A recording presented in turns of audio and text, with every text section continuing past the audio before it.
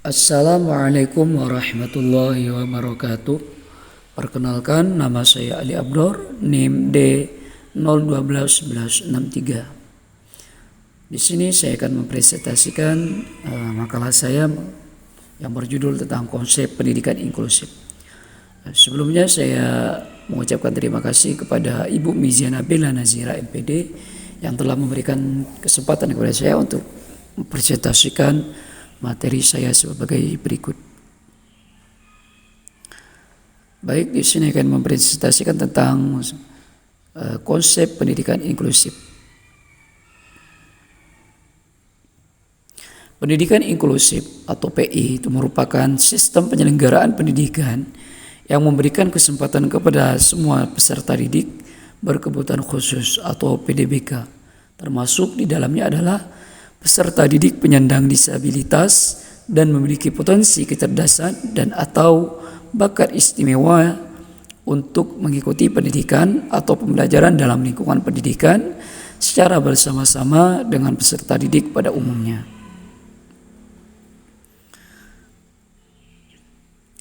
Peserta didik itu berkebutuhan khusus merupakan bagian dari keberagaman peserta didik yang ada di kelas. Istilah peserta didik ini, peserta didik berkebutuhan khusus memiliki cakupan yang sangat luas. Peserta didik berkebutuhan khusus itu dapat diartikan sebagai peserta didik yang memerlukan pendidikan yang disesuaikan dengan kebutuhan masing-masing peserta didik secara individual. Adapun cakupan konsep peserta didik berkebutuhan khusus dapat dikategorikan menjadi dua kelompok besar, yaitu peserta didik berkebutuhan khusus yang bersifat sementara atau temporer dan peserta didik berkebutuhan khusus yang bersifat menetap atau permanen. Selanjutnya yaitu konsep pendidikan inklusif. Konsep pendidikan inklusif adalah sistem pendidikan yang terbuka untuk seluruh peserta didik termasuk anak berkebutuhan khusus atau ABK. Dalam sistem pendidikan ini, baik peserta didik umum dan ABK ditempatkan dalam satu kelas yang sama. Kemudian penerapan konsep pendidikan inklusif ini mengharuskan adanya keterlibatan guru, sekolah, dan orang tua. Jadi konsep dasar dari pendidikan inklusif adalah suatu pendekatan yang penting dalam dunia pendidikan saat ini, karena mengubah cara kita melihat dan memahami hak pendidikan bagi semua individu, termasuk mereka yang memiliki kebutuhan khusus. Untuk memahami sepenuhnya bagaimana pendidikan inklusif beroperasi, kita perlu memahami definisi dan prinsip-prinsip yang mendasarinya. Jadi pendidikan inklusif itu adalah konsep yang kompleks, dan untuk memahaminya dengan baik kita perlu merinci definisinya. Dalam pendidikan inklusif, setiap individu itu diundang untuk belajar bersama di lingkungan sekolah yang sama tanpa memandang perbedaan mereka. Ini berarti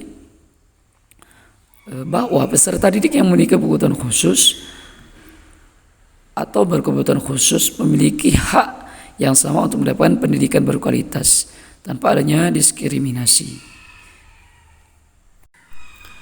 Selanjutnya itu filosofi pendidikan inklusif. Konsep filosofis itu sejalan dengan deklarasi UNESCO pada tahun 1998 tentang pendidikan nilai, yaitu belajar untuk hidup bersama dalam damai dan harmoni. Sementara APNIF atau divisi UNESCO untuk wilayah Asia Pasifik dalam aksinya menjabarkan pendidikan nilai untuk perdamaian, hak-hak asasi manusia, demokrasi, dan pembangunan berkelanjutan. Selanjutnya dijabarkan menjadi yang pertama penghapusan semua bentuk diskriminasi, yang kedua perlindungan hak-hak asasi manusia dan demokrasi, yang ketiga pembangunan yang adil, berimbang, manusiawi, dan berkelanjutan, dan nilai yang keempat perlindungan lingkungan, dan yang kelima perpaduan nilai-nilai kemanusiaan kontemporer dan tradisional. Nah, dari konsep filosofis dan nilai-nilai dasar di atas, secara konseptual potensial menimbulkan perubahan dalam kesadaran dan sikap ketersediaan fasilitas, metodologi yang dapat memengaruhi konsep dan keinginan Konsekuensi penting terhadap perubahan tersebut akan mempertajam dalam pemahaman dan apresiasi pada diversity. Itu menurut Johnson dan Doctrine tahun 2001. Nah, selanjutnya yaitu jenis layanan sekolah inklusif. Peserta didik berkebutuhan khusus dalam setting sekolah inklusif di samping memperoleh materi pendidikan reguler, mereka juga diberikan layanan khusus sesuai dengan kebutuhan khususnya. Yang pertama ada orientasi dan mobilitas. Orientasi ini merujuk pada proses penetapan posisi diri dalam hubungannya dengan objek lain pada suatu lingkungan tertentu. Adapun mobilitas lebih merujuk pada proses perpindahan posisi dan tempat atau proses perpindahan posisi dari satu tempat ke tempat lainnya.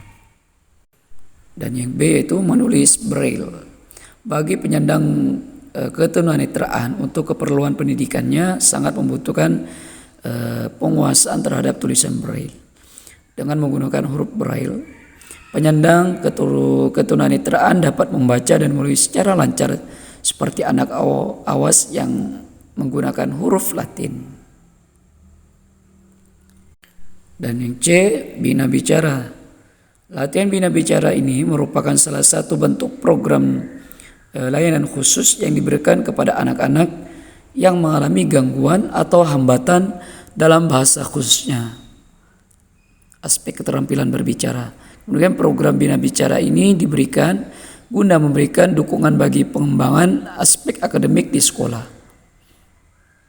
Program dilaksanakan sesuai dengan waktu yang dialokasikan secara khusus yang dilaksanakan oleh tenaga yang memiliki kualifikasi kompetensi khusus di bidang pengembangan bicara.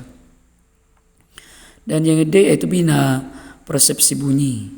Bina Persepsi Bunyi dalam pendidikan luar biasa diarahkan pada upaya memberikan dorongan anak yang mengalami gangguan pendengaran untuk dapat mengoptimalkan pemanfaatan sisa kemampuan mendengar yang mereka miliki dalam komunikasi.